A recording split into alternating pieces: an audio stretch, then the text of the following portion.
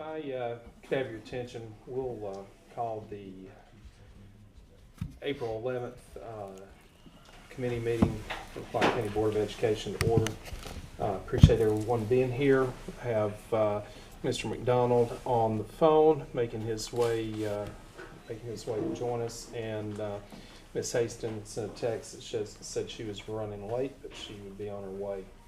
So anyway, glad everybody's here, and we'll go on and go through the review the items that be on our consent agenda, and then we'll leave room for any other discussion as needed as we go through that.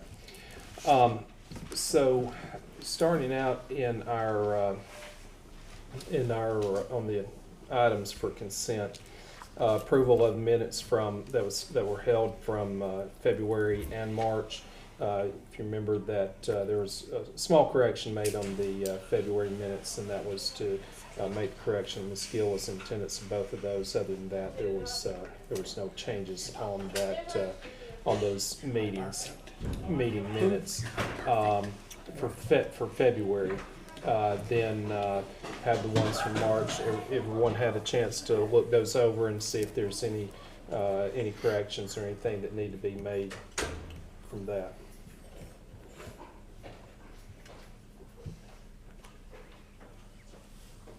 Okay. Then we'll run to the next item, and that is this meeting. We have two budget amendment transfers to look at. These are federal programs. The first one is federal program 142.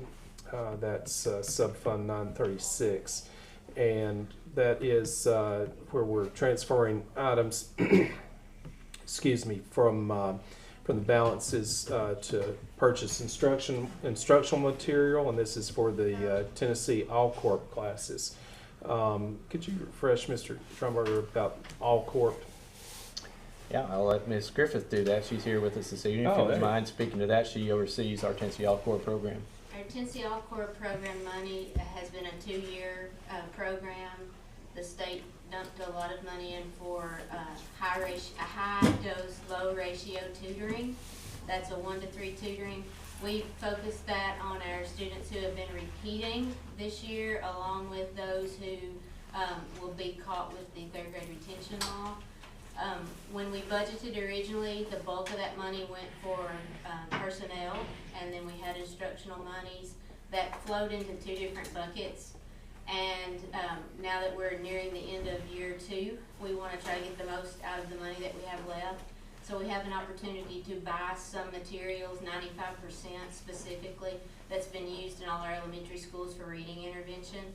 So this will give us an opportunity to buy books for them to be able to use moving forward, to kind of use up that money because it's going to go away in June. Okay, great. Thanks for being here for provide that explanation for that. So good use of funds, being able to take resources that are available and apply those to something that can help our students going through this tutoring program. So that was the first one. The second one is this is another federal fund, 897. That's the Access for All Learning Network.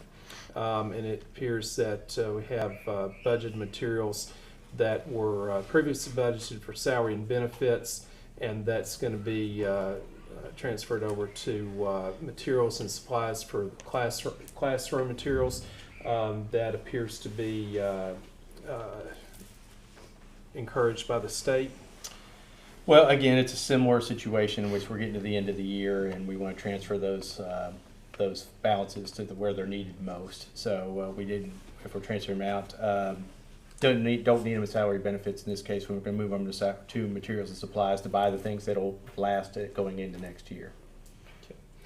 So correct me if I'm wrong, but it appears to me that this is an example how that from some of these other programs that weren't in our original budget that we would pass during the first of the year, these other funds being able to transfer them over to materials and supplies can allow us to do things that will help us not spend into monies that we had budgeted for this year for things like instructional materials and things of that nature. Is that inaccurate?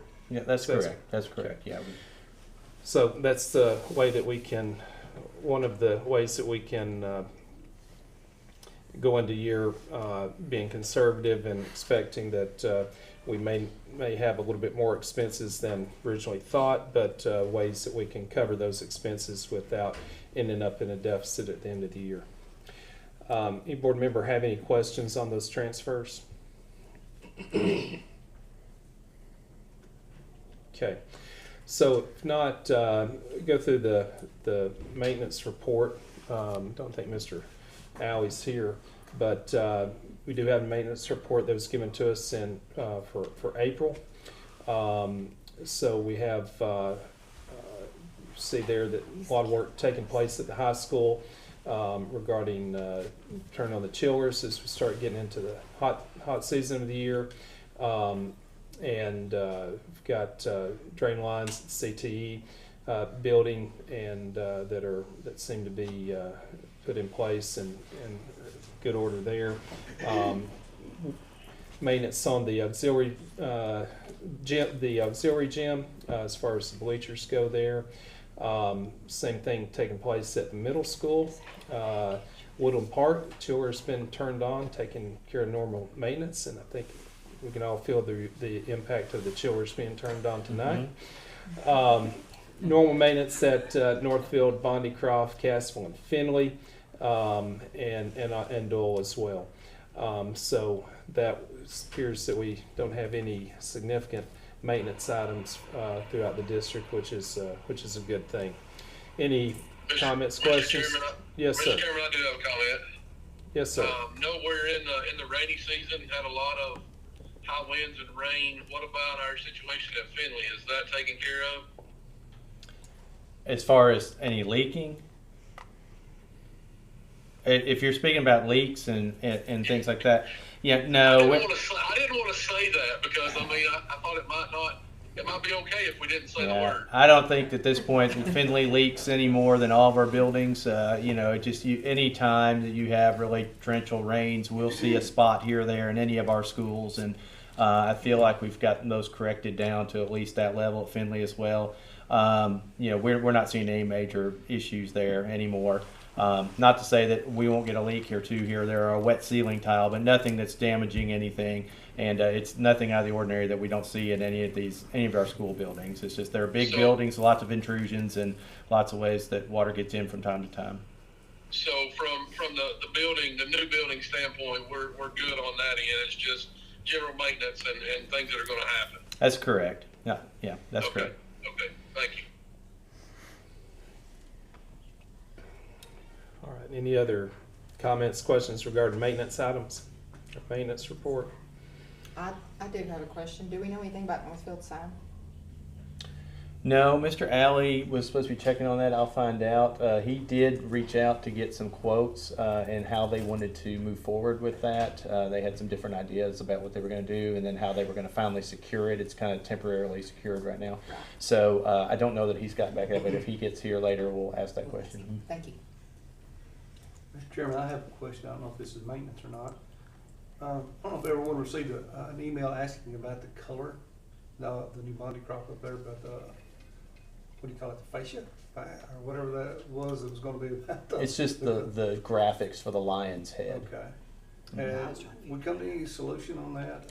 Well, I was seeking that. Really, I sent that out to y'all just to see it. But I reached out to the principal to make sure. The story about that quickly is that originally when we sent out the drawings for the rendering of that, which was about 15, 16 months ago, there was a lion's head on that side of the building. And then somewhere several months ago, we realized that wasn't in the contract, that we were going to be responsible for doing that portion of it. So I started at that point looking at ways to get that done. We settled on letting our high school metal department cut that out for us so the students would have input in it. And then our plan is to have the the students of the Bondycroft School sign those lions heads, and then we'll have them powder coated, so their names will be forever up there behind those. Have the faculty, staff, and students sign that.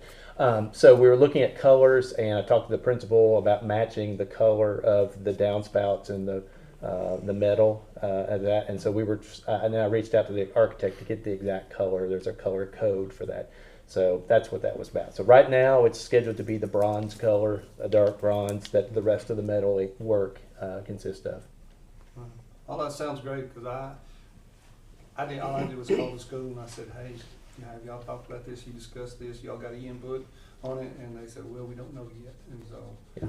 I talked to Ms. Cope earlier, and she approved the artwork, and we had to change the artwork a little bit because when you cut out that metal, you're doing a negative cut, so there has to be something to hold it in place. And the one that was in the original drawing had some floating eyes, and there's no way to do floating eyes with that. So we had to do a little bit different design. So it's similar to the one that was up there in the first rendering, and I just want to make sure she approved of that before we moved any farther ahead. Only thing I could have suggested is what you've already done. I mean, just say, hey, let the faculty and staff, students, and everything have their input on it. Yeah. See what you can come up with. So. I ran that by the principal, and she sent back that she was good to move forward with it. So, Excellent. I think it's great about the signatures. yeah, we talked early on about having that done, and I think that fell by the wayside with a piece of metal and the construction crew. But we still have an opportunity to do it. Yeah. You won't see their signatures because we're going to cover it, powder coat it, and Yeah. cover it up. But they'll be there, and they'll know forever that I signed that, and it's Yeah. up there. So. Yeah, I think it's great. Okay, any other items regarding maintenance for the district? Okay. The next, also included in your packet was school report. I think it was a common theme that our schools are getting ready for testing, and that impacts everyone from the students, teachers, to the staff that support the operations. So it's a significant time for our elementary and middle school staffs as they work with getting the students prepared to demonstrate their progress and gains that they've made in over this year through the testing. So everyone's eagerly anticipating that, but also eagerly anticipating it, I'm sure, to pass. And so we just wish everyone the best on that, and hope they see very positive results. I think it's worth noting in our in the report from the high school, significant that 8 students received notification of scores of over 30 on the ACT. Those students should be congratulated for that. And then also the first of Celeste Reed and Daniel Austin, recognition for their accomplishments, both first for White County High School, having someone being selected as TSSAA Miss Basketball, and the Tennessee FFA Star Award winners. And so Miss Reed being for basketball, and Mr. Austin for the FFA Star winners. So that's some really encouraging, positive things to see coming out of the high school. Any comments on our school report?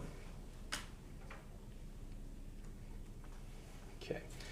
Then the next we'll move on to budget report, and Mr. Hickey, I'll allow you to give us an update, please. You're not gonna read mine? like Pardon? everybody else's? No, I'm going to I let should you come in do it. late. No, you'll do fine. Attached is the March financial reports. Some highlights. We are about 25,000 off of our previous year's local tax collections. This makes sense based on the change in property tax versus sales tax allocation for the general purpose school fund this year. Other local revenue is over budget due to receiving several donations to our family resource program. We do not budget for these donations, thus the excess collections are over budget in that line. Expenditures are on target with expectations.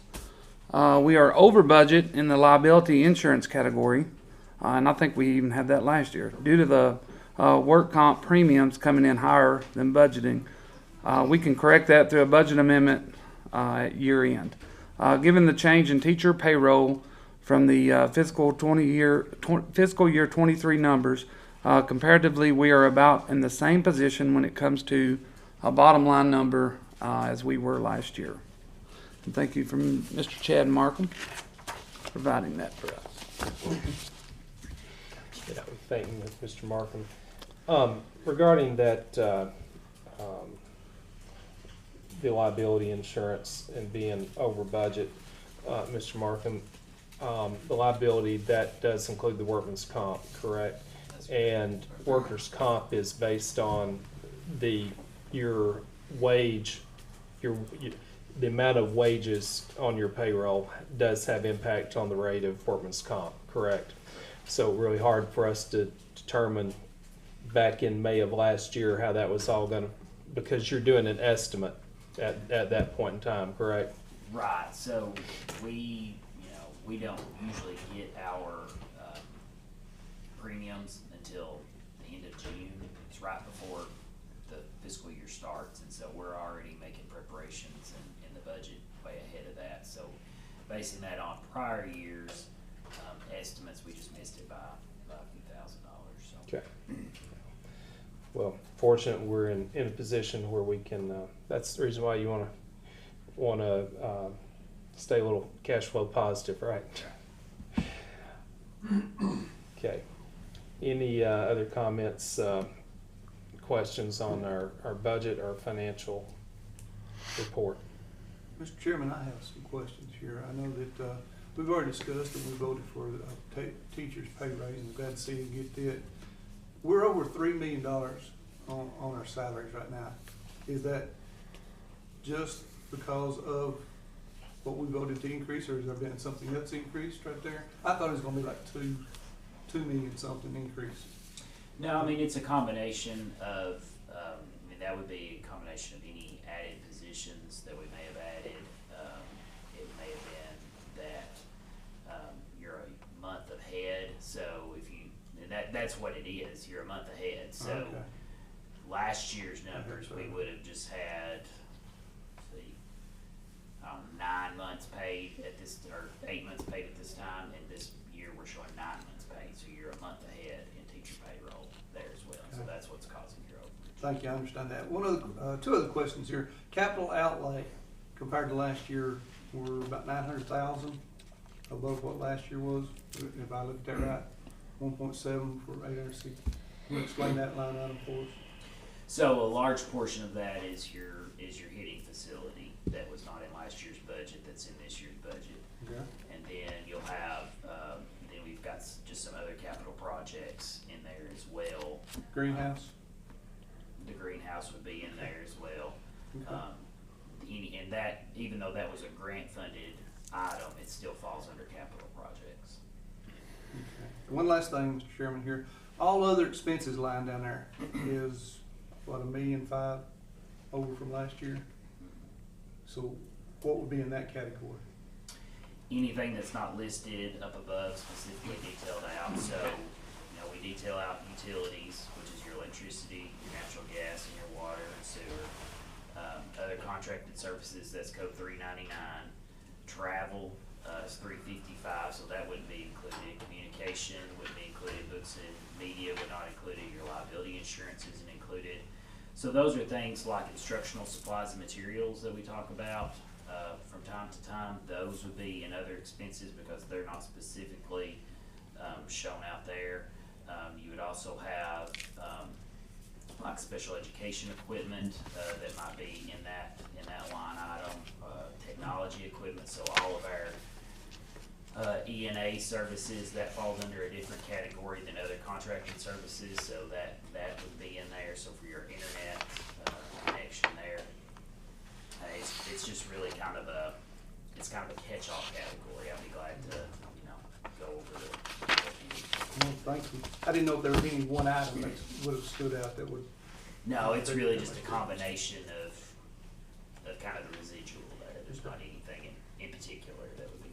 larger than the others. Thank you, I appreciate those explanations, you know, when you see that much increase from last year to this year, I sort of like to get an idea of what it is. Sure, and the majority of your increase from this year to last year obviously is your salaries, but we've also had those 2 large grants, federal grants that we brought in and did a budget amendment for, which are included in these numbers. Our COPS grant, which was our school security grant money, and they also had our distance learning technology where we bought Promethean boards, and that's been amended into the budget as well. So that's pushing $1 million there, probably. Thank you. All right. Any other questions, comments on our budget report? Okay, then TLN report, Mr. Howard.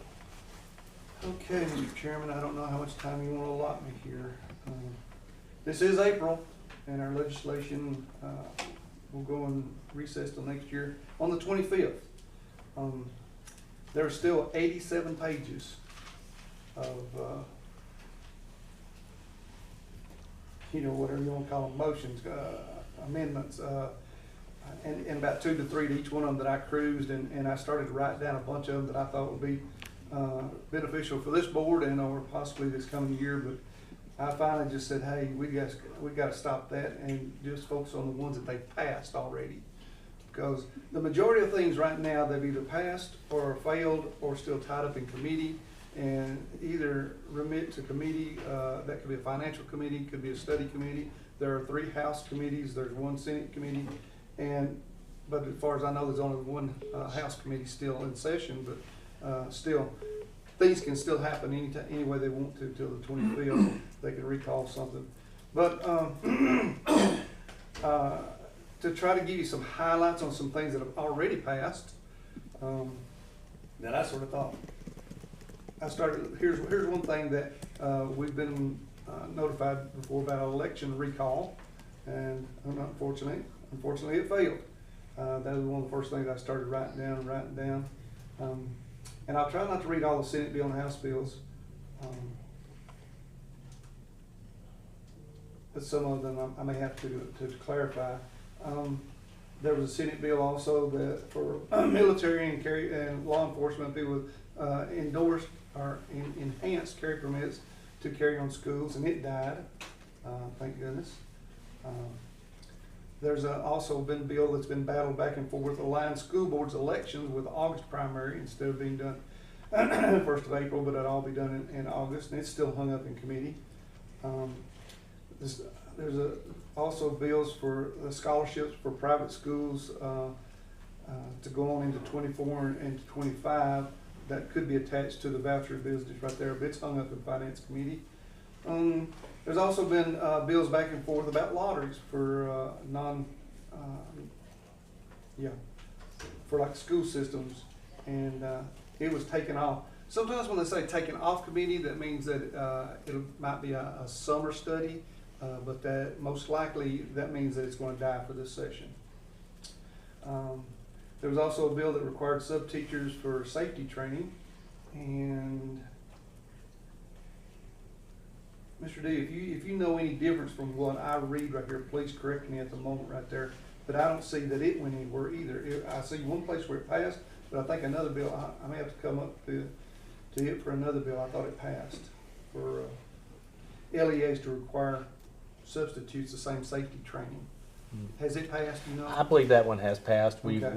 we've already been started making plans. We do train subs now, but we're looking at ways to be more streamlined about that.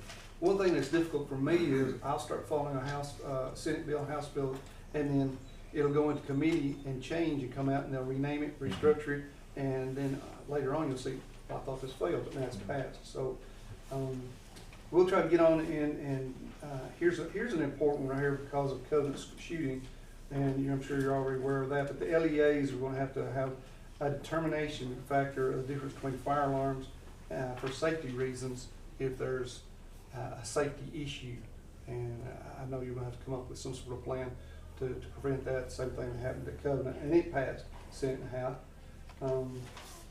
School bus safety, where LEAs are going to have to post for conspicuous notice for no unauthorized people on buses, and it's passed the Senate and the House. I don't know what that'll mean for us to later on to adopt. They did pass a bill for authorizing private schools to adopt a handgun carry permit. Not public schools yet, but for private schools. LEAs will require to adopt a policy for artificial intelligence. It passed the Senate and the House. Here's one that I have a question about, because I still don't understand. LEAs will have to create a de-escalation training for teachers. And it passed the Senate and the House. Do you have any elaboration on what that is? It's just to try and eliminate, de-escalate situations so they don't evolve into bigger situations, to physical situations. Okay. Thank you. And the LEAs will only be able to display U.S. or state flags, and I believe it has passed the Senate and the House. They tried to get where 18-year-old school buses were still be allowed to stay in service, but it got hung up in committee. They tried to change where the age where you could start public education, or the date of the year from August 15th to May 15th, and it got hung up in committee. I believe that would be for preschoolers or pre-K, but it's hung up in committee. All these things, though, I want to make mention, though, that have gained traction and have gone through the system this year can easily be brought back up next year. And where it has gained momentum this time and it just stalled at the last minute, it can be gone through summer study and come back through also. So that's why I'm going through and trying to say that this will be the biggest month that I've recently done. Bus drivers will have to have a bus endorsement on their driver's license now. I don't know what the difference will be between that and chauffeur's license or anything, but it passed the Senate and the House. Whether it mean anything, I don't know. And here's another one that will require LEAs, and may already be, will require LEAs to offer whole milk as an option in the cafeterias. That passed the Senate and the House. And I don't know if that's being done now or not. I know a lot of this sounds. We don't offer whole milk at the moment. And of course, there's still a debate between the education savings account and retention plan for third grade, and parts of it is still in committee. Parts of it's passed one of them. So we'll move on. Here's another: homeschool students are allowed to participate in athletic for public education. I thought they could already do that. That's what I was gonna say, don't they all? They can. do that? We have Okay. been. So I don't know, for there must have years. been an update or something that passed the Senate and House. Here's one that I didn't know and what it might affect her.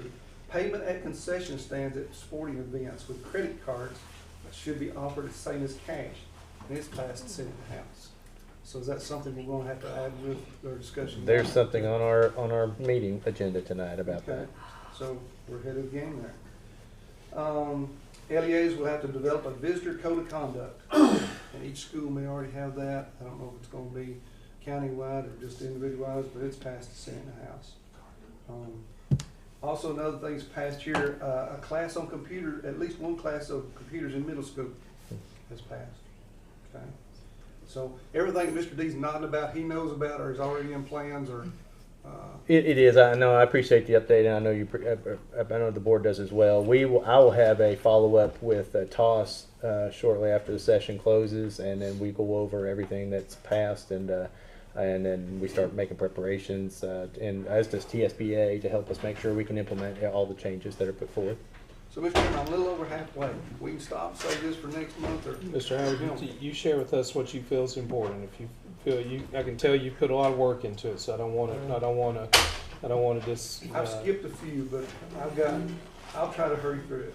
No, you take your time. Here's one that hope we never have to face again, but it passed the Senate and the House. Taking a committee notice. Well, I better not say that because it may go back to committee, okay?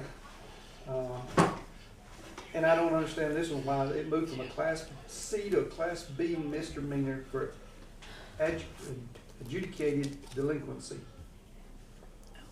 That passed. And that's a downgrade, isn't it? A Class C to a Class B. I think it's the other way around. Blake. That increases the penalty. Does it? Yeah, yes, sir. Okay. Well, see, I never experienced that, so.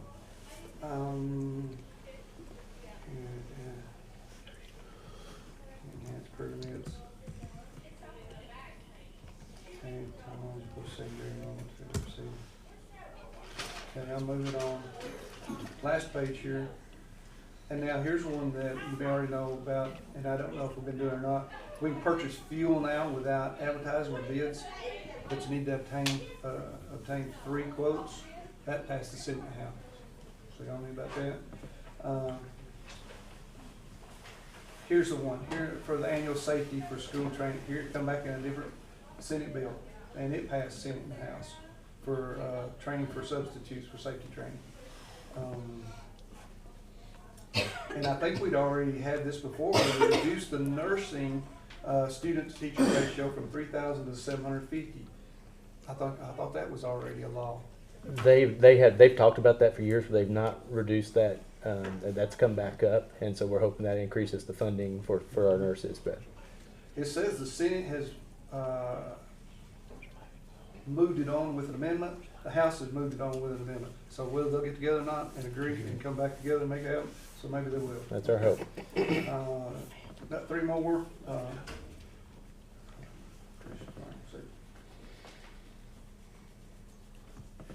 Here's one that I still don't understand, but LEAs will require to teach students age-appropriate and grade-appropriate firearms safety training starting 25-26. And that's passed the Senate and the House. I have no any more information about that, but that's what I see right now. Yeah, well, if that's signed into law, then we will be leaning on our law enforcement officers to help us with that. Agree. Used to have Eddie Eagle. Yeah, we Little do. League. Yeah, we do have Eddie Eagle Don't as well. touch, leave the area. Yep, we do have that as well. And the big elephant in the room is the voucher bill. House Bill 1183 and Senate Bill 503. And I think I touched on this last time. The House has issued like 47 amendments. The Senate has 47 pages of amendments. The Senate has issued 17 pages of amendments. They're still arguing over TCAP scores, K2 through 2, English and math tests for 3 through 8, state health care plan for teachers, citizenship required on all of it. So it's still up to, what will come out of it, what won't happen, what will and won't happen. So you may be going into more depth on that. So, Mr. Chairman, that concludes what I have for us tonight. All right. Thank you, Mr. Howard. Obviously, it's busy time in the legislature, and we'll probably get more of an impact after, since the drummer said the session closes, and then we'll understand what laws go into effect starting July 1st, and then have the resource of going to summer law in Gatlinburg, and that helps, another opportunity to help us get educated on what these laws are and how policy, from our standpoint as a board, how policy may or may not have to be adjusted based on what those laws that are passed. So, Mr. Chairman, busy I had time. a question yes, sir. on one of those. Mr. Howard, did you say that the flags at the school that one did pass? That they could only show the state flag Okay. and the U.S. flag and state flag. I don't know for I sure heard that that's. last week that they didn't. Yeah, I'm not sure that that's passed just yet. I don't. I mean, I could be wrong, but that's Maybe it my did. understanding is that it did not. We got into, there were a lot of pushback because they couldn't show the armed forces flags and a lot of other flags that people would want to show and display, and so. So I will double check on that, but Well, I may stand corrected. It said the House passed it, Senate and House sent it to something, Senate amendment. Can't read my writing now. A lot of it was last night at midnight, but you may be correct. I'll double check on that, but that was my understanding, was because there were so many other flags, especially teaching through the course of social studies classes, history classes, that would be legitimate to show, that would restrict them, and so that was my understanding, is where that bill stood at this time. I do remember reading part of that right there. So, Mr. Chairman, I do have a question once we get through this one. The audio wasn't real good on my calling, on my write-in, but did you say anything about House Joint Resolution 0841, which is the Putnam County had submitted that for LEAs to be able to conduct lotteries such as reverse draw, you know, those kind of, does that pass or did that fail? You mentioned Last- that early. Last thing I have on that, it's still tied up in House Finance Committee. Okay. I had talked with one of the board members in Cookville, and she was talking with Representative Williams, and who had sponsored the bill, and she hadn't got back with me, and I couldn't really tell what was said about it. So Okay. Yeah, that's the last I see on that. Okay. And if I am incorrect on any of these right here, please forgive me. But my information is to create curiosity and create interest, and everybody find out for sure on their own. Okay. Thank you, Mr. Howard. All right. Included in our packet was a monthly threat assessment report that has been that was submitted to you, and you can see how that what's been taking place across our district now. Fortunately, there are few, and the majority have been closed, and hopefully the one remaining open by the time we get this information has closed or has been working towards closure. That's my question. It's closed, right? It is closed. That's correct. Okay, so for what you see, board members, in the in our threat assessment report, all the threat assessments have been closed that were shared with you. Then we get into personnel reports, and we can see that that there has been a few hires that took place in March, but I think we're all were advised in our weekly report by Mr. D that this is the time that you go out and start recruiting, because people are not going to wait to start making decisions on where they're going to land, what offers they're going to accept in June. So out doing that now, and I'm going to assume you're going to speak to that in your district update. Briefly, yes. Okay, all right. So certainly, if you have any questions on personnel report, we can discuss that at that time. One thing I did skip over, excuse me, and it's the policy report. This was our month to be looking at policies in Section 6, which applies to policies regarding students. And so, is there anything that came up in your review of that policy that thought we might need to put down as coming back and looking at, or have any questions on? So this month marks the end of our. We have gone through all of our policies in our policy manual. And have had the opportunity to discuss those during that time. Obviously, we can discuss policy at any time, but this is just something to kind of keep us on track of covering our policy and specifically looking at areas and things that may need to be looked at or considered for revision. So next month we'll say that if there's anything, if you go back and something comes up in your thought and say, hey, there's a policy at some other section, since we don't have a specific section, we'll certainly make opportunity to speak to that and have some discussion on that if needed, and then as we get into first part of probably July and August, we will probably see some policies that we'll need to address as we align those with legislation that's being passed. So anyway, that's what I wanted to share with you on policy.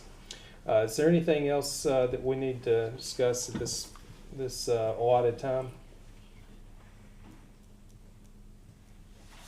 I was tooling through our website the other night and just looking at all the open jobs. Looks like we got several open jobs, and I noticed the Finley assistant principal job is listed. Is I know it's a training program. We approved that last year, but I thought that program was going to be like the one we had here, and they would train until there was an open spot come open for a principal or an assistant principal somewhere. Well, the design was that it was a 1-year internship, and then we would give someone else an opportunity to train, and then when a job opens, those people would be in our system and be trained. Yeah. The thought was that we don't have, since we have very good principals in place, and we don't have a lot of turnover in that area, at least we were giving people the opportunity to grow and train and give them an opportunity to move forward in their careers. And I was just afraid that Miss Howard wasn't doing a good job, and that's not what I'm hearing. She's doing a fantastic Yeah. job. Yeah, in fact, I got a couple emails today wishing she could stay. Yeah. And Miss Ryan has shared that with me as well. And yeah, but we all along that was a 1-year internship as the idea, similar to what Miss Fresh and I went through many years ago. And So I just don't remember us talking about that, it being a 1 year.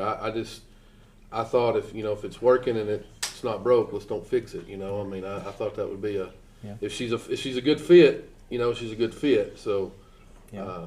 Well, we want to give other people the same opportunity we gave her, and there's several others that want that opportunity to grow and get experience. Many times they'll tell you you can't get a job like that until you have some experience, and feel like we're holding people back. And the good problem is that we have good principles in place that we don't have to move around year to year, and we don't have those kind of openings. So will Miss Howard be going back to her position at the high school? we're or how still does that figuring work? that out. She's guaranteed to go back to that spot, but we're figuring out right now where she will go and how that'll all play out. Okay. Well, I just couldn't find anything in our minutes or anything about it being a 1 year, and I just I thought that school is big enough and they've got enough special needs kids and behavioral classes that Miss Ryan needs some help, and when they got good help, there's no sense in changing it. So I just want to see what the feel of it was. Yeah, just that's what it was. We're just sticking with that plan. That was all along, that just to try and offer training opportunities to people that otherwise wouldn't have that opportunity. So would Miss Howard would she have a chance to put in for it again, or is that her 1 year and it's? No, that's not the design. And even like I said, when going back to several years ago, many years ago when I did this, I went back to Northfield the year after I trained and taught for another year before I.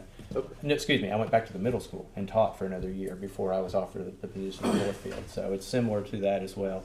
I'm not sure if Miss Fresh went right into a principalship after that or not, but it's along the same lines as that same program. And I hats off to Miss Howard. She's done a great job. I know she's been very well received, and we expected that. We wouldn't have chose her if we thought otherwise.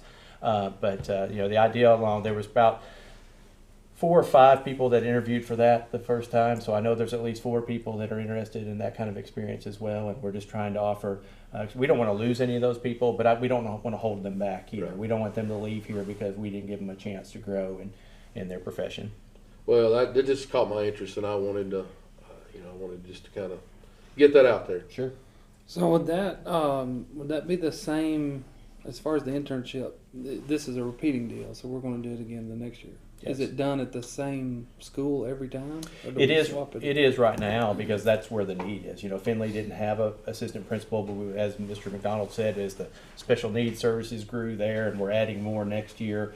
Ms. Ryan was doing a great job, but we just realized that she needed some help. And as we looked at the size of that school and the number of students that she has and the diversity there, the programs, that was the biggest area of need. I've had the middle school ask about another assistant principal, and the high school has mentioned that a time or two, but for per capita, they had way more principals than Finley did. And so we felt like that was the need. So at the time that we felt like also we could meet the need, we could also meet the needs of trying to train some of our people that are looking for some administrative experience.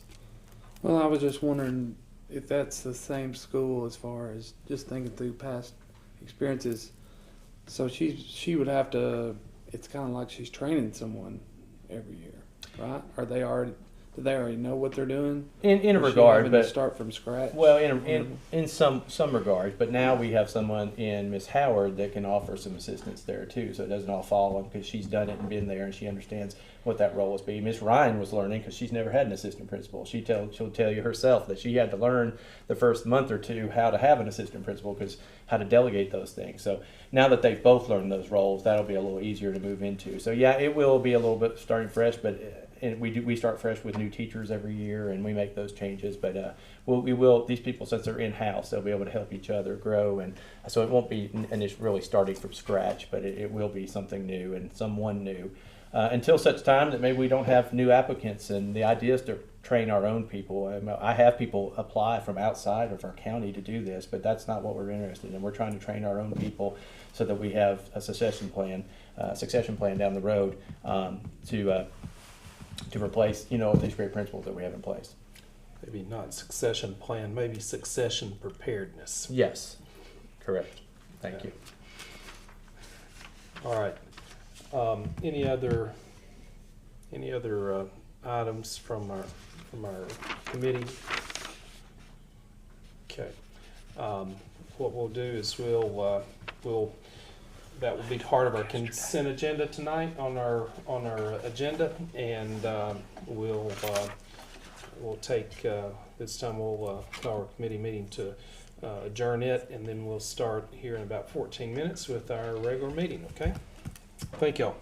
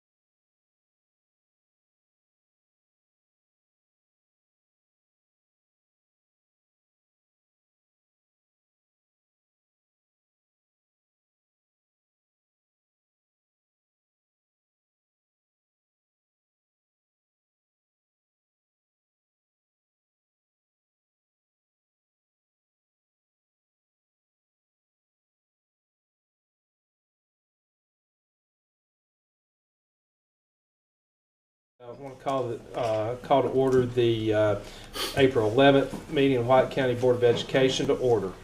If you would, please rise and ask Mr. Jason McDonald to lead us in the pledge of the flag. I pledge allegiance to the flag of the United States of America and to the republic for which it stands, one nation, under God, indivisible, with liberty and justice for all. Thank you. You may be seated. I'd like to welcome everyone that is here tonight, members of the public who have come out and joined us, and those that may be joining us online. Staff, I'd like to thank Ms. Johnson and her staff for hosting us tonight, and allowing us to come and see the facility here at Woodland Park and all the good things that are going on here. The White County Board of Education does conduct its meetings in public per the Tennessee state law, and so our information on our meetings are posted on the website prior to the evening. We have policies in which we follow and how we conduct our meetings and our business, and it is all to be done in public for the benefit of the public and our education here in White County. So with that being said, move on to the next item on our agenda, and that's the disclosure of conflicts of interest. So anyone here tonight has a conflict of interest on any item on the proposed agenda, please let that be known at this time. Mr. Chairman, as I do each month, I don't have anything of conflict on the agenda tonight, but just to make it known that my wife is a teacher in the system, and the views and the things that you'll hear from me tonight are strictly of my own accord and are in the benefit of the best interest of the staff, students, and the well-being of our district. Thank you, Mr. McDonald. Mr. Chairman, I will state the same as Mr. McDonald. Thank you, Mr. Hickey. Same thing for me, Mr. Chairman, but also I have wife plus extended family members that are in the school system, but every decision that I make is simply the best interest that I know of at the time for the school system as a whole. Okay.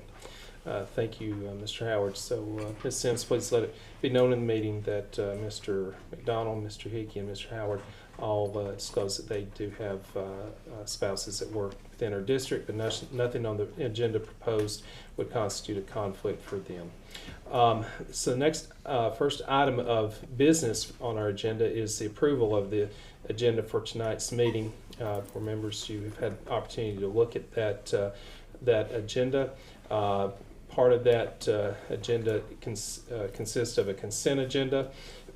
Purpose of a consent agenda is for us to approve and move forward with items that have been discussed, that there's a unanimous consent among the board, and those we covered those prior to this meeting. However, if there's any item there that a board member thinks needs further discussion, we can pull that out, add that to as a new business item in tonight's agenda. But with that being said, at this time I would entertain a motion of approval for the agenda for tonight's meeting. So moved. You have a second? Second. Okay. Any discussion? As I look here and you look at the items, there are 3 new business items that have been added per what was posted. That is approval of recouping staff time for snow days missed, and there was a summer travel request by the FFA, and then also approval of a White County girls soccer fundraisers. Those items were added to new business. Does anyone have a problem with those being on the agenda as new business items? Okay. Any other discussion on our agenda? Okay, hearing none, all those in favor signify by saying aye. Aye. Opposed? Motion passes. Next item on our agenda is the consent items. Those were discussed, so at this time I would entertain a motion for approval of our consent agenda. So moved. Motion by Mr. McDonald. Do I have a second? Second. Second by Mr. Howard. Discussion? Okay, hearing none, all those in favor signify by saying aye. Opposed? Motion passes. Next item on the agenda is district update by Mr. Trombarger. Thank you, Mr. Chairman. I'll give a brief update from the district and be glad to answer any questions that you have. Personnel report is in your folder for the month. You can see employment transactions. Actually, for the previous month, we have several more that are going on right now. This will be the busy season, or the silly season, as it's called, as we see lots of interviews and changes for next year. We have a very high retention rate of employees. We tend to think that as a school system, we do a very good job, not a perfect job, but a very good job of supporting our employees, and they like to stay with us. But we are currently interviewing prospective teachers for next year. This is the new season for hiring. We used to do that at the end of May, even into the 1st of June, but this is the time now. If you don't go after teachers now, you will miss them, because they are harder and harder to find. We interviewed some great folks today. We'll be doing some more the first of next week, and very excited about the prospects that we have before us.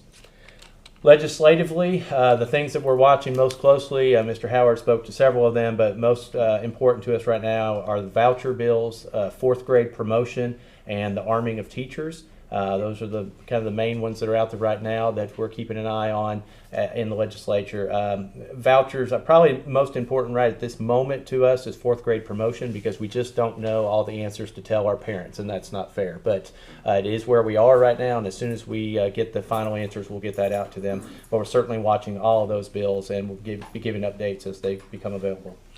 As far as safety is concerned, extra cameras are being installed in all of our schools. There are many other safety enhancements going on at all the schools as well. All of these are part of the recently awarded COPS grant that we spoke of earlier. Academically, end-of-course testing will begin in earnest at WCHS in next week, and TCAP testing will go on in all schools over the next few weeks. Eclipse Day on Monday went well. It went safe. All principals were instructed to provide an educational activity and lesson for their students about the event. Most were able to go outside and view the eclipse, and most people were able to see it amongst the clouds on Monday. Athletics, spring sports are in their final third of their respective seasons, and the district tournaments will begin in early May. A group of female students at White County High School made history this week as they played the first ever flag football games sanctioned by the TWSAA in White County High School history. The team won both of their games and will travel away this weekend for contests as well. So congratulations to those teams. Building projects, the exterior of the new Bonnycroft wing is wrapping up, but there's still a lot of work to be done in the surrounding grounds. Inside, drywall is going up, tile floor is being laid, and drop ceilings and lighting is going in as well. The White County High School softball facility is about 95% complete, and we should have a finalized project very soon. The team has already begun to use the building. At this time, this completes my report. I'll be glad to answer any questions that you have. I do have one. How many retirements, or talking about personnel, how many retirements do you suspect we're going to have, or how many teachers are we going to be looking to replace? So I don't know that I've been informed of maybe one retirement, maybe two, maybe. I've not officially been told any of those.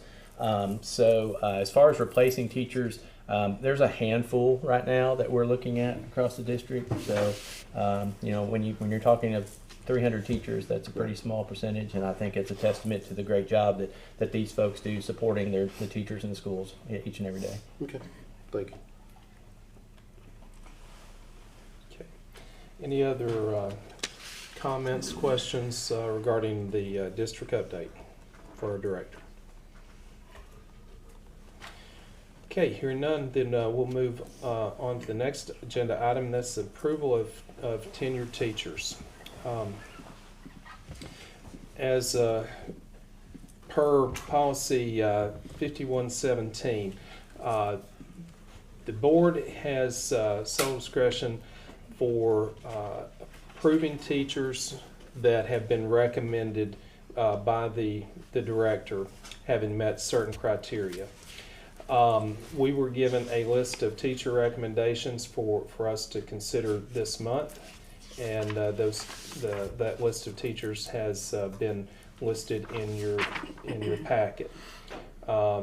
Those teachers' names are Aaron Brown, Kevin Copeland, Jerica Demps, Courtney Ferris, Drew Haston, Martisha Hedgecloth, Delisa Price, Stephen Ray, Greg Seagraves, and Shalana Shoemaker. So those were the individuals that came to us recommended for teachers for tenure. Tenure is based on a service length of service, and then also scoring evaluation scoring 2-year consecutive years evaluation of scoring 4 or higher. And so these individuals have been brought to us for recommendation. Mr. D, I'll give you the opportunity to speak to any of those individuals or those certain situations as you think we need to be informed. So just what you're looking at, and I thank Ms. Griffith for putting this information together for you tonight. You see the list of those that will be recommended for tenure tonight. Tenure has changed in recent years in the sense that once tenure is acquired, it can be lost if your level of effectiveness, which is what that LOE stands for, if that goes down below a 3 for 2 consecutive years. So that can change now. But we haven't, I don't think we've had anybody that's fallen into that category since we have awarded that, since that law changed. There's a certain number of years, so you have to work going into your 5th year as a teacher in White County, and you have to be a 4 or a 5 for the last 2 consecutive years to get it. And then there are other folks that came in good standing with history from other districts. They have to work a 2-year probationary period in order to get that. So you see several of those people on that list as well. So these are the folks that are doing a great job that we're bringing forth tonight that we recommend for tenure in White County schools.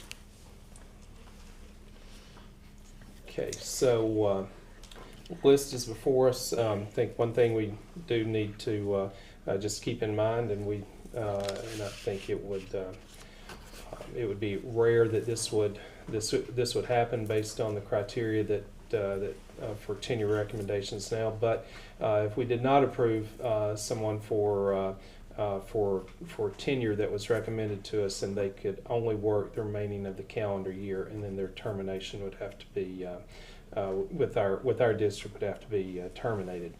So just understanding that,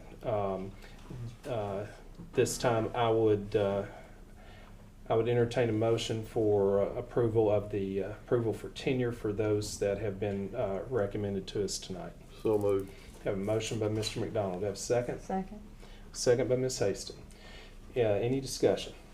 So, Mr. Chairman, on the notes, can you explain that, or have someone explain as far as the probationary, as far as possibly waive? What does this mean? Yeah, if you could look at there was 2 sections. There was another page in there, and it kind of spells it out a little more clearly. But those probationary folks that came in good standing as tenured from other districts, okay. So we don't automatically, I can waive that. So if maybe as a recruiting tool, we've only done that a couple of times, but in order to get a tenured teacher to come to us. But normally the normal procedures, they work for 2 years on a probation. They don't have to go all the way back to 0 and work 5 years with us before they get back to tenure status. Thank you. Any other questions, comments? Ms. McGill does. Sorry. Ms. So- McGill, do you have one? Everyone on that list is like, they don't have it, and like you're approving it? for them to Yes, have it? they did not have tenure before they were recommended to us tonight. How do you recommend a teacher? How do you recommend tenure? They have, as I was saying earlier, they have to work. They have to work 4 full years, and then even in their 5th year, they'll be up for tenure, and they have to have that level of effectiveness of a 4 or a 5 on a 5 scale. They have to be a 4 or 5 for the last 2 years, and then they get recommended, and then they can attain tenure at that point. Oh yeah, I know what you're talking about. Okay, I actually know almost every teacher on this list, and I can attest that they are all amazing. Awesome. That's great. That's Thank you. For That's that. great. Great. Thanks for sharing that. Thanks for sharing that. That was a good question and great comment. All right. Any other questions? Okay. Hearing none, we had a motion by Mr. McDonald and a second by Ms. Haston. If no other discussion at this time, all in favor signify by saying aye. Aye. Opposed? Motion passes. Mr. Chairman, if I could, I'd like Ms. Price is with us tonight. I'd like to ask her, are any of our other teachers here tonight? Ms. Price, if you would stand, please, I'd like you to be recognized. Yes. Congratulations. Thank you, Mr. Chairman. Thank you. Yeah. All right, and yeah, that's great. And thanks for staff for those, when we hear about evaluations and all that takes place, it does make a difference, and that's it's not just looking over somebody's shoulder to see what they're doing, what's right. It's also recognizing the ones that are doing things right, and that's we're very blessed to have quality teachers in our district. So thankful for that. Ms. Price, thank you. All right, then moving on to the next item of business, school district planning. I don't think that there was any item that we had on that. We discussed a little update on that last month, but is there anything that we need to add to that as far as district planning updates that hasn't already been covered? I don't have anything for the board tonight. Okay. All right, so nothing as far as school district planning updates. Then next thing we'll do is we'll move to the approval of the total ABA therapy service. Total ABA, including in your packet, was a services and confidentiality agreement with Total Care ABA of Tennessee. They're a company that provides behavioral services that are not part of our district, or a service that our district provides in this case, but it is an agreement to allow them to perform their services at our facilities during school hours. And the agreement for them to use our facilities is that they're bound by the same policies, laws, IEPs, doctor's orders as the schools. So it's basically they're bound by the same privacy and privacy acts and policies and laws that we are as a district regarding the people that they're working at on our premises. They're not our employees, nor are they contractors within our district. We're only providing a convenience to allow them to perform their services in our facility during school hours, and this is just to help accommodate those individuals who need those services. It does pull away from their instructional time, but at the same time, it's viewed, I think, by the teachers and our administrators as that pull away. The time that is spent during those sessions can be gained by adjustments being made when they do get in their back in their instructional period. So that agreement was we've been asked to review that and approve that agreement tonight. Mr. Stromberg, I give you the opportunity to expand on that and provide clarification if I wasn't clear. No, you were very clear. I'll let Dr. Thompson speak to that, as he's brought this before us tonight. Yeah, ABA stands for Applied Behavior Analysis, and this is where counselors come in and work with those students with behavioral issues. Now, they do it during the classroom, so they are not missing out any instruction. They're always supervised by our faculty and staff inside the classroom, so those students aren't pulled out at all. They work on the behavioral management problems that the students have in the classroom, so by the time they get to middle school, those behaviors are hopefully worked out. We don't have any of those counselors working in the middle schools, just elementary schools right now, in our comprehensive development classes for those students. And they work with students with autism, and this service is paid and requested by parents, and their insurance paid for that. We don't have anything to pay. I want to add a couple of things too. The reason these come before you is because we'll have one group that's working, because the parents are working on this outside of school with these companies. They'll have 5 or 6 students working with this company, and there'll be 5 or 6 students working with this other company. And so that's why you continue to see some of these different agreements, but we have to have a separate agreement with each one. So that's why you're seeing multiple agreements. And also, I want to remind the board that this came out of a call from teachers, a cry from teachers saying that we needed help with behaviors. We did a number of different other things as well, but this was just one more layer. The teachers were saying, we want these folks to come in and work with our students because they help considerable amounts. And I also want to remind the board that I did run this by our board attorney, and we talked about this, and he questioned the issue of instruction time and are we missing on those things, and even when those things were happening. But he said that even though that's a little bit out of the box for us to be doing that, that really he felt like we were leading in this area, because a lot of other school systems are going to begin to follow suit because they realize this is another way to help our teachers get some behaviors under control. It's a great service for our kids, it really is. Mr. Chairman, if I might ask a question, what age group is this appropriate for?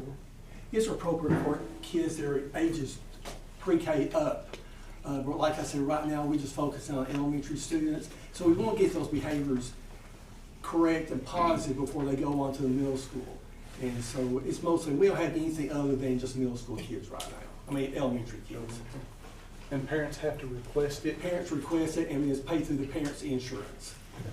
This is just, instead of them going to the doctor or going in the middle of the day to have this appointment, we're able to do it at school and keep them in school.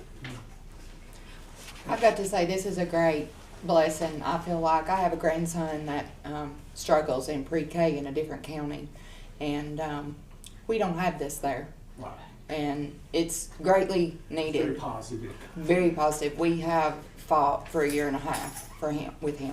And Mr. McDonald's daughter-in-law works for a company similar to this. Yeah. Yeah, she actually comes to this school and works with a couple of students. Yes, So Yeah. See, I just think it's a blessing. I think it's great. I agree. Thank you. Ms. McGill has something. Ms. McGill. How did the parents come to know that it exists?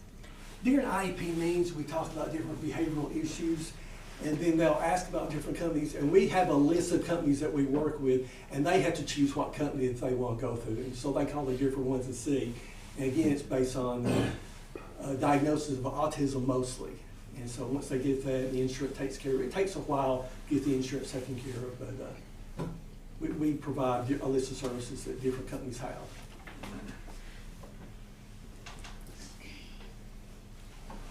Good question. Other questions?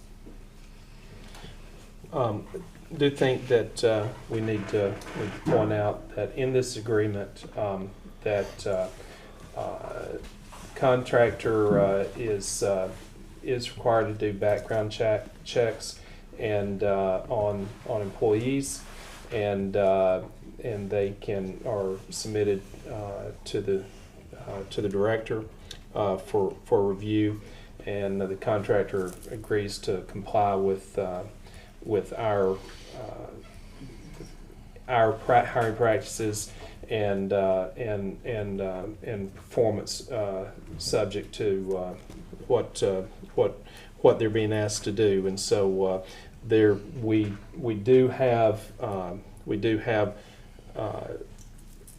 partnering with this company to make sure we get good people in to provide a good service. I'm sorry, Mr. Chairman. We also do a background check of our own, even after they've done theirs, and to make sure that they're the right fit for our school.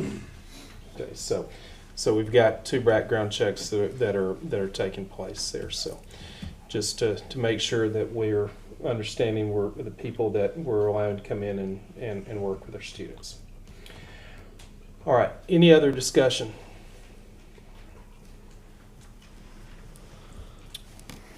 Ms. Sims, I have a motion.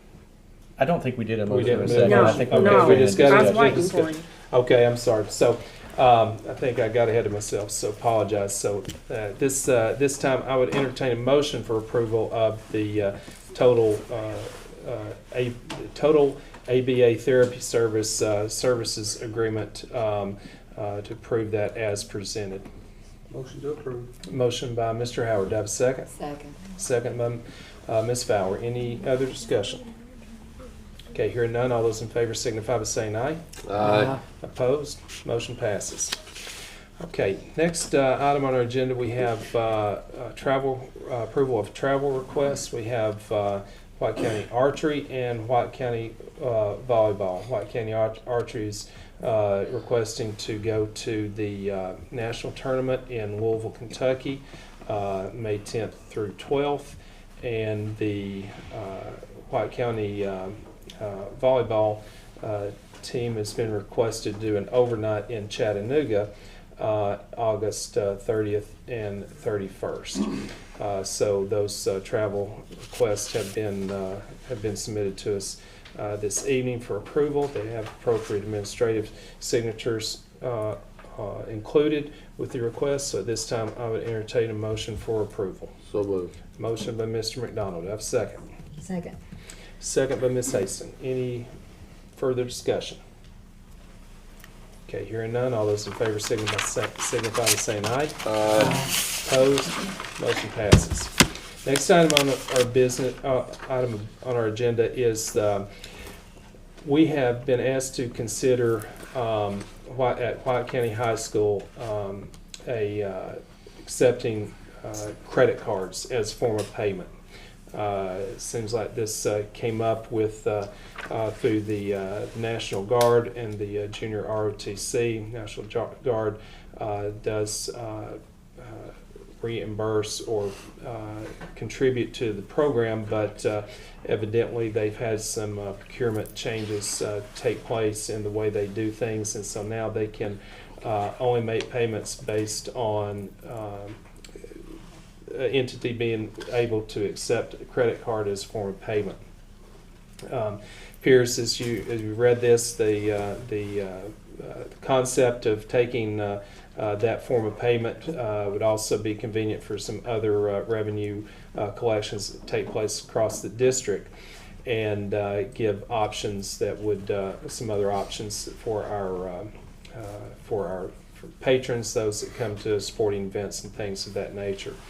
And I certainly want to give Mr. D and Mr. Markham the opportunity to speak on this as well, but it does appear in the information they provided us that they did give this consideration and thought, working it out on how this would take place, reaching out to our banking partner, First National Bank, and then with some also with some fee schedules and how that would impact us with the cost of taking this form of payment.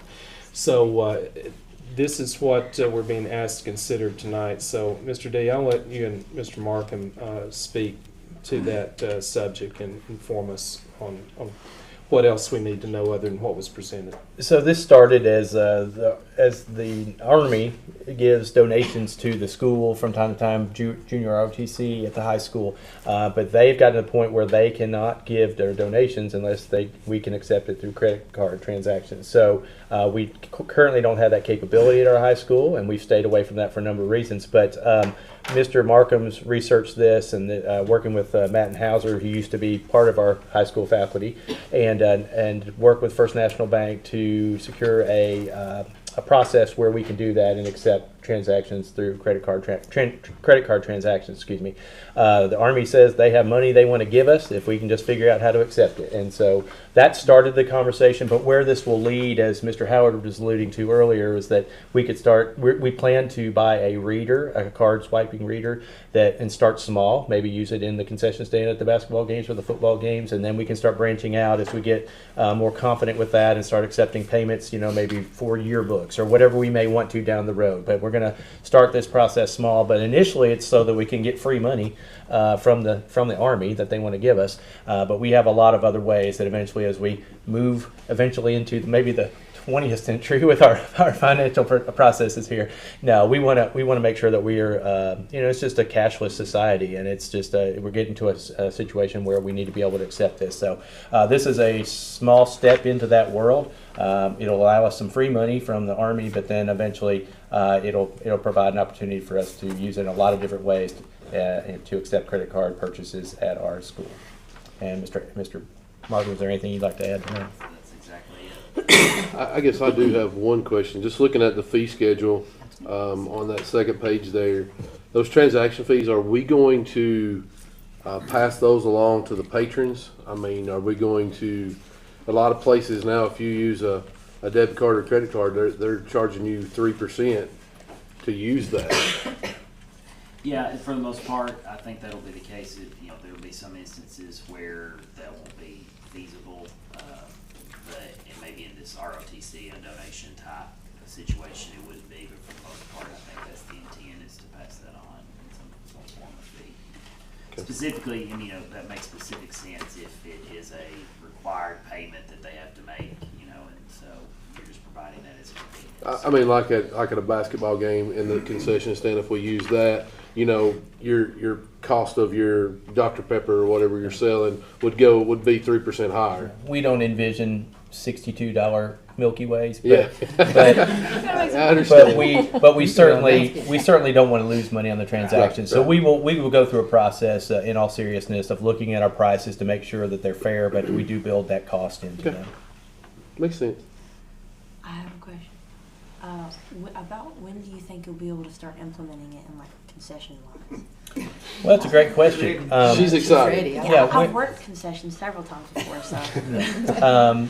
We don't know. I mean, the first thing, once we get established, but I did talk with Miss April Smith, the bookkeeper, and that was one of the things she mentioned, was maybe trying in the concession first to see how it goes, or maybe even the gate, when people come up and they can swipe at the gate, doing something like that small till we get comfortable with it, and then branching out, doing some other readers, and you can get multiple swiping machines that you can use in different areas. So we'll start small, and then we'll start branching out. So to put a timeline on it, I don't know, but hopefully this fall we would be experimenting in some different areas.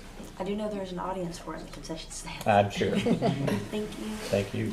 So, Mr. Marvin, this may be an elementary question, but the readers, doesn't matter if it's credit card, debit card, any type of plastic charge card, it'll accept, correct? Yeah, It would so apply. the readers that Mr. Hauser's, Coach Hauser's presenting there,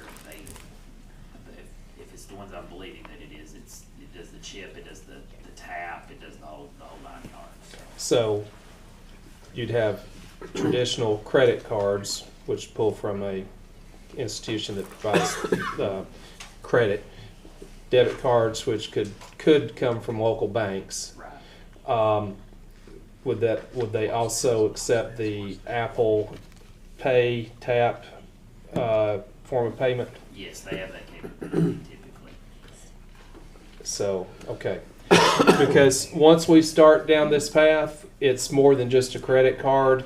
It's paying with my phone, paying with my watch, or paying with my little plastic. No, and that's true. And that's true. The main thing that we want to make sure that we have a good process on the back end, because all that stuff, no matter if it's the phone or a tap or you stick it in and it reads the little chip, whatever, on the back end that all comes through the same way. So if we have a good process on how that money flows into our account and gets accounted for, then we should be okay. Let's just get those Mr. Young, you processes. can't pay with your Walmart gas card.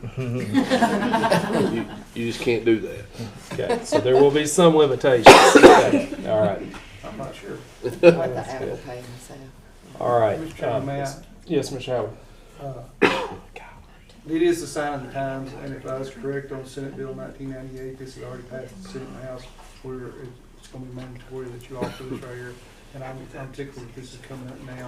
My question is I presume this is a pretty competitive field of endeavor right here where people would like to offer that. Is this the standard? And how long are we locked into this right here with this contract, and can we get out of it if we need to? And I thought Mr. Donald, most of me right there. I'm fixing to run. When will we renew this, and have we, was this bid out, or is this, I like First National Bank too, I'm ready to go work for them also, but I'm just asking all the details that people ask me later on down the road. Right. So First National Bank has a relationship and so does One Bank as well, with the same credit card processor.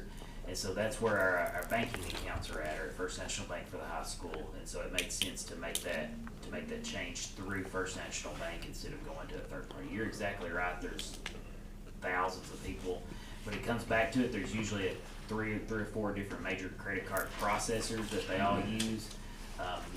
This same group is the one that the county uses for their credit card processing through One Bank.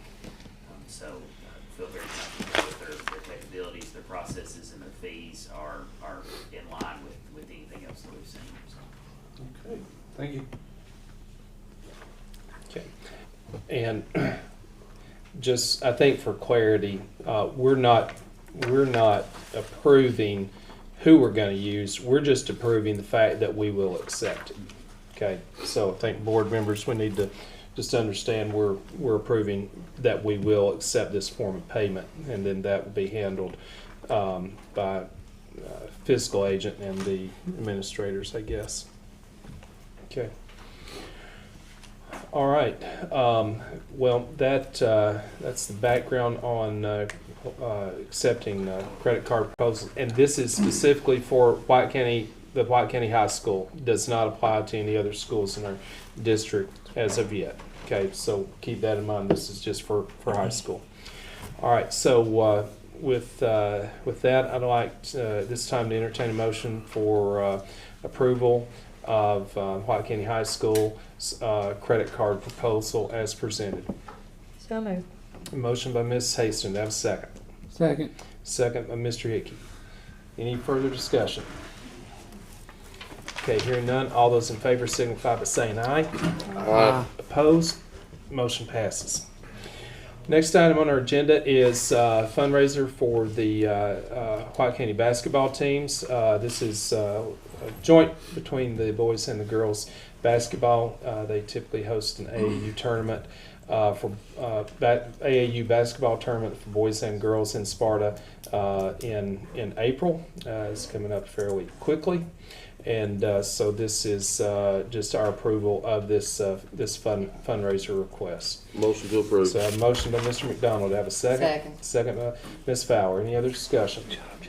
I'd like to mention to the board really quick why this is coming so hastily. Normally, this is led by an outside organization, and the basketball teams contribute and participate in that and get funding from that. But the third party pulled out at a late date, and so but they still had teams willing to come. So the high school stepped in and is going to run it on their own. So that's why it's coming in such a hasty manner. So they're going to get 100% of the proceeds from it. Yes, instead of having to split that out with the other party, this will go to the basketball teams. That's what I thought it was.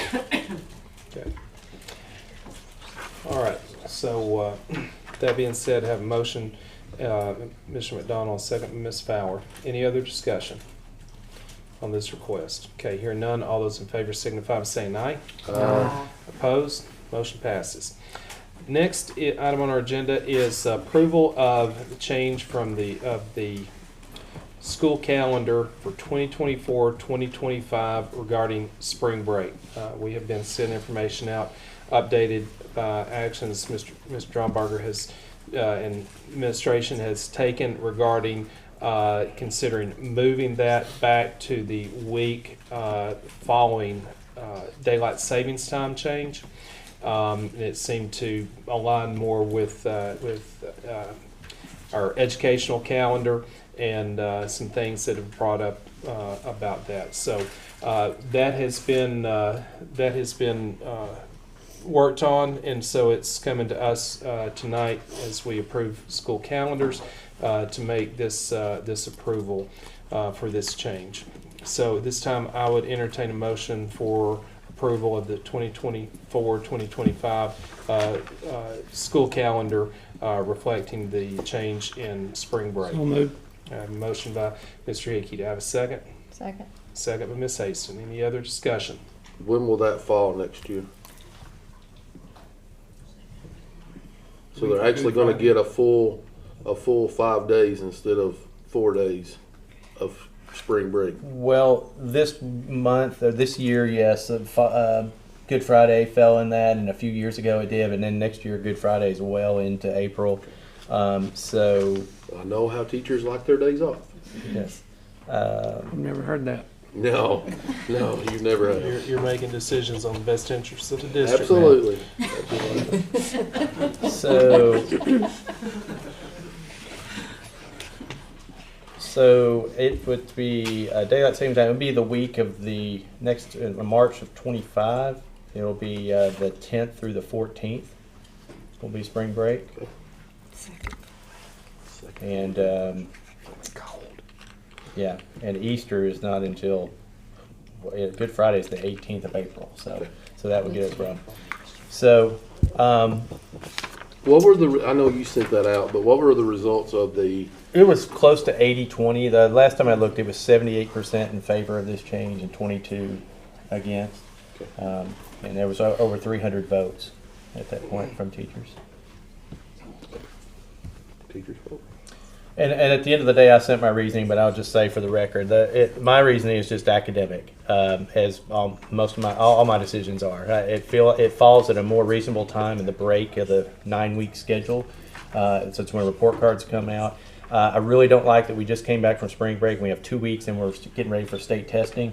That's a challenge, and then of course the daylight savings. We were right back into school. We gave the ACT 2 days after we came back after daylight savings time, which was crazy. And so my reasons are purely academic. I work during spring break, so it doesn't matter to me when it happens. My only reasoning for suggesting this change would be for academics, and I appreciate the board considering it. So, Mr. Chairman, if I may ask a question, Yes, sir. this will be moving forward 1 week from here on out? Well, I mean, as long as this is approved. So for the record, fall break will always, as of right now, fall break is the week of Columbus Day or Indigenous Peoples Day, and spring break will be the week of following daylight savings time. So that Sunday we will be off that following week. Okay. For the foreseeable future. Until some board, if they so choose to change it, then it could be changed. But right now, that's we're approving next year's school calendar. So Yeah, we have approved the school calendar for next year. This is an amendment to it. Yes, correct. Yes, correct. All right. So I think I had a motion by Mr. Hickey and a second by Ms. Hastings. Do we have any other discussion? Okay, hearing none, all those in favor of approving this change, let it know by saying aye. Aye. Opposed? Motion passes. Next item on our agenda, Ms. McGill is going to be giving us a little presentation. As you remember, last week we had a presentation by Mr. Brown and students that went to the SCORE scope program with TSBA, and they came and gave a report. But also we had individuals going to another event. It was the Renaissance program, and Ms. McGill actually went there, and so she asked me after a meeting last week if she could share a little bit about that program and what took place there in her experience. So I said, absolutely, we would love to hear it. So Ms. McGill, we recognize you to give us her update.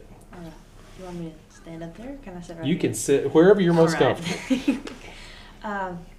Well, I actually went to that fair like the day directly after Scope Conference, and I got up at like 4 a.m. to go to Scope Conference and drove to Nashville, and had to do the same thing the next day. So that was cool. And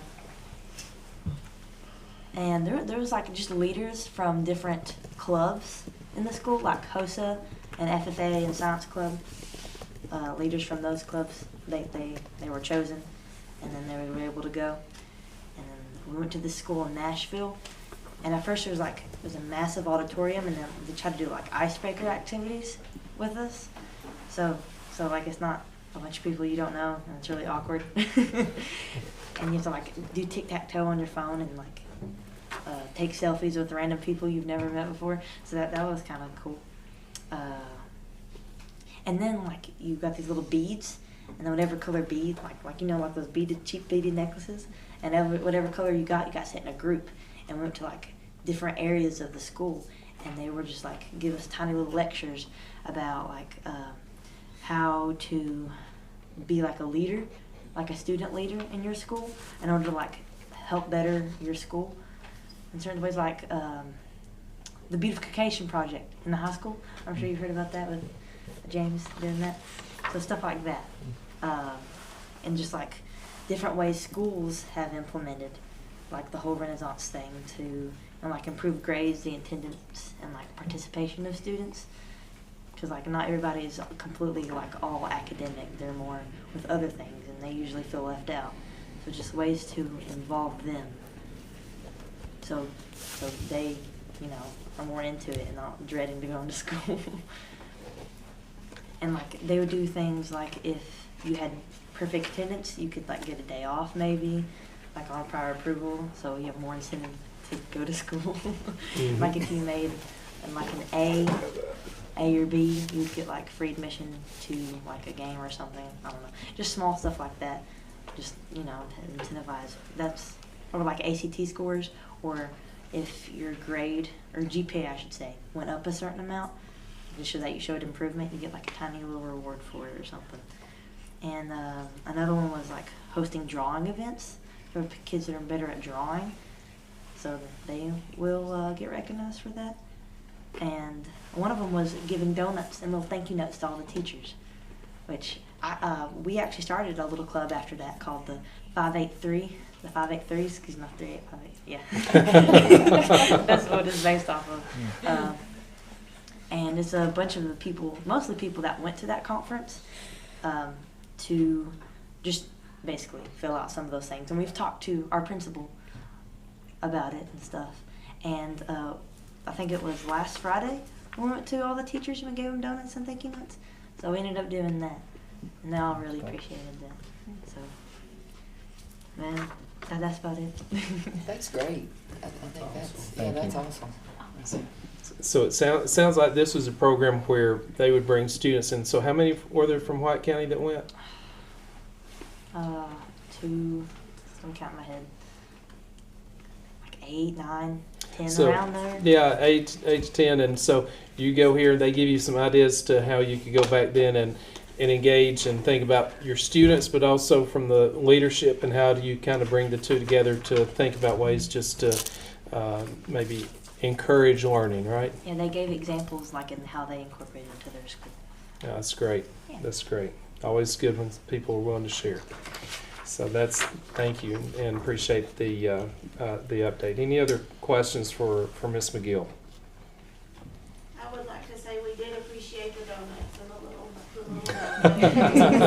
See? There you go. That's awesome. Great. Thank you. All right, moving on to the next item on our agenda, and that's public comment per policy 1404. We have a sign-in sheet if anybody from the public would like to speak to an item on our agenda for tonight's meeting.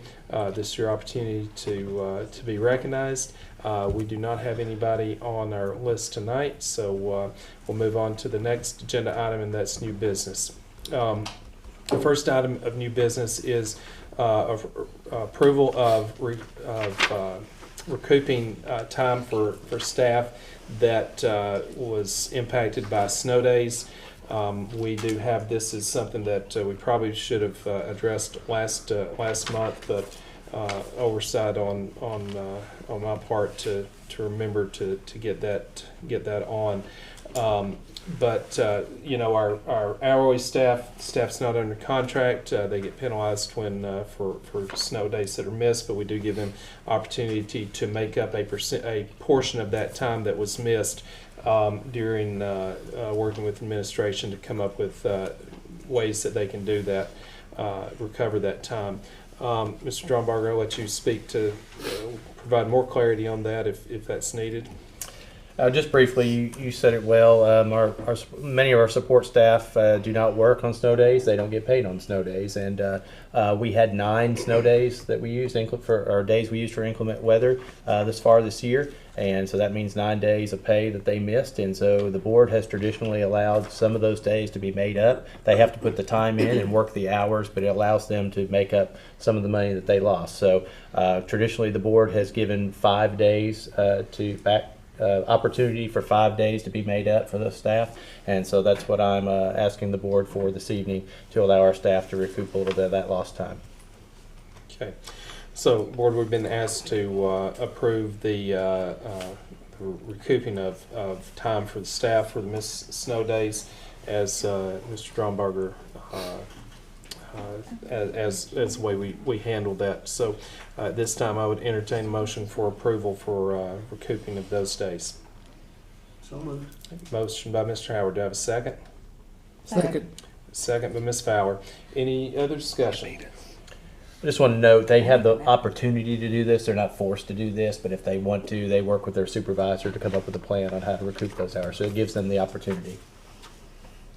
Okay, You thank know you. how I feel about snow days, and I'm going to say something and nobody's going to like it, and they're going to be all mad at me. I feel snow days is just like when you're playing basketball, you got 5 fouls. You can use them all. I think we should use them all. Well, we did. I tried. We I'm with you. You can't carry them over. yes. You can't take 5 fouls to the Well, next game. and what I will I'm tell just you, saying. you're exactly right. Like you for that? We used Well, 9 of 11. Some people don't. So this year we had 13 that are built into the calendar. We used 2 in the approved calendar for teacher professional development days. So that means we only started with 11 to start the year. We've used 9 up to this point, which to my social studies teacher math, it says we have 2 left. And but we're not out of tornado season. So, there's a chance that we could use, we've had some scares here recently, and so I have to keep a few in my back pocket just in case we have a situation like that. So I'm for, especially for students, because students are the ones that go to school an extra half hour every day to earn that time. For the record, teachers are paid for a 200-day contract from 7:45 to 3:15, so they're paid whether it snows or not. Just want to make that clear to all of our new teachers. But students are the ones that lose, that get robbed if we don't use them all. So I feel for students' sake, yes, I feel like we should be able to use them. And I will also say that the State Department is very strict now about just trying to take them off at the end of the year. If testing is over and say, well, let's just let them use them at the end of the year. They've really gotten strict about that happening. So it's a balance. Sometimes you win, sometimes you lose. This year we've called it pretty close, but it's kind of like paying taxes. Sometimes you get on the good side, and sometimes you're on the bad. And this year we're right about where we should be. So sorry. Why do we limit it to 5 days for them to be able to recoup? Why don't we let them recoup them all? Well, there's a couple of things. One is time. There's only so much time Right. that they can actually make up in the time before their contracts end, and there's so much work that can be done outside of business. And then also, it's a savings. It is. I mean, I've always don't like making savings at the expense of our people by any means. But if we recoup all that back, then we're just paying people. In some cases that, some people have to work during snow, maintenance has to work during snow days, custodians have to work during snow days. And so, if we're coming up with things to do that aren't as strenuous, or we're just making up work, it's really disingenuous or disrespectful, I think, to the people that have to come in on those days and work. So, it's kind of a catch-22. I can argue both sides of that, but, that's the reason. There is some money savings there. We save by not running as much electricity and heat those days and that sort of thing. But we're not trying to take money out of the pockets of our people, but that's the reasoning too. And then also, let's say if we haven't used that many snow days to this point, and then all of a sudden I had to use 4 for inclement weather, tornadoes this time of year, there wouldn't be time to make that up. So you could get caught if you say, yes, we're going to let you make that up. Work would be over for the year, and we'd be extending it into the summer. So those are some of the reasons.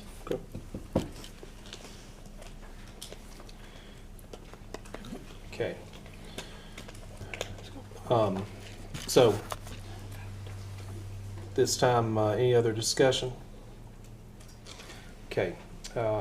Hearing none, all those in favor of approval of recouping the staff time from snow days missed signify by saying aye. Opposed? Motion passes. Next item on our new business is an FFA request for a travel request.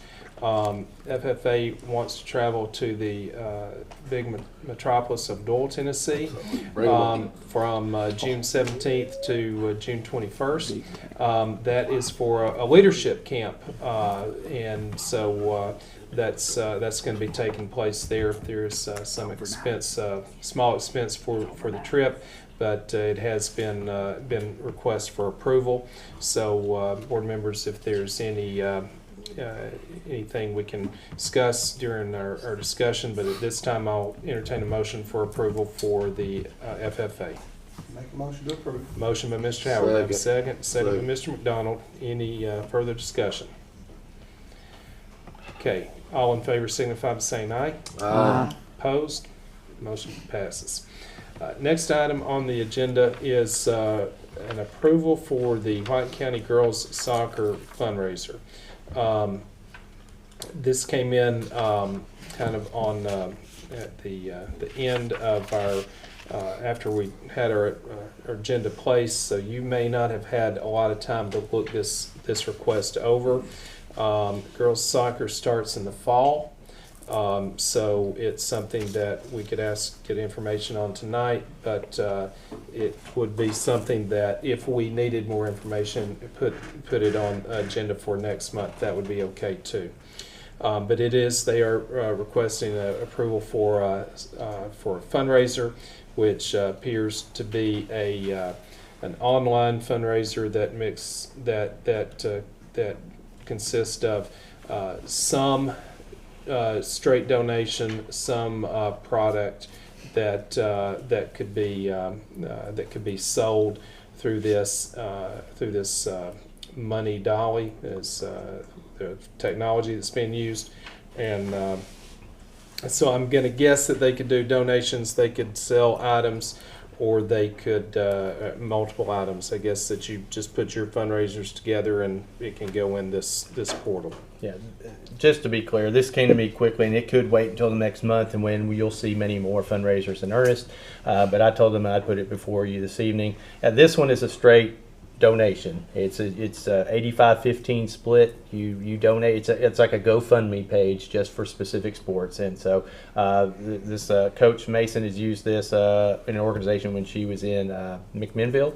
And so basically they donate to this, and there's no product involved. You're just giving money to the soccer team. It's just the convenience of this portal makes it easy for people to swipe and punch in their numbers and send money. So that's the way that it shows some combinations with some other products, but that's things that they did outside of this. This is a straight donation platform similar to GoFundMe. So what's I'm going to recommend that we put this off till next month to get a little bit more information. I think we see the platform, but typically for a fundraiser, we would expect them to do a fundraiser request form like what we normally see. That's not part of this packet. I think it would be maybe what we would recommend is they go back and follow those steps and come back with us and with their after they've had the appropriate signatures signed off on it. So I do think that at some point in time, and we just need to realize that as technology and things change, like GoFundMes and whatnot, the way our society uses those opportunities, we're going to continue to have those things brought before us. I think if nothing else, we just need to be mindful of what those things are, the different ways that monies can be raised now, and just be prepared, because there's a lot of things, it seems like, the different ways that people are taking to raise funds. So unless there's a board member states otherwise, I'm going to recommend that we put this item on next month's agenda and get the appropriate information for consideration. Y'all okay with that? I agree with Perfect. you. I agree. Yep. Can All I right. ask one question right now, real quick? Hopefully? Absolutely. Do we still not have a limitation on the number of fundraisers that each organization can have through the year? Is that still a thing or not? So there's not a hard number on that, but we certainly do to restrict it. And if it gets to be exorbitant number, we'll question why they have so many. Or we try and protect. That's something the board over the years has tried to protect the public, to have too many out there. I know the elementary schools, all the schools are limited on how much they can do themselves, and then each organization.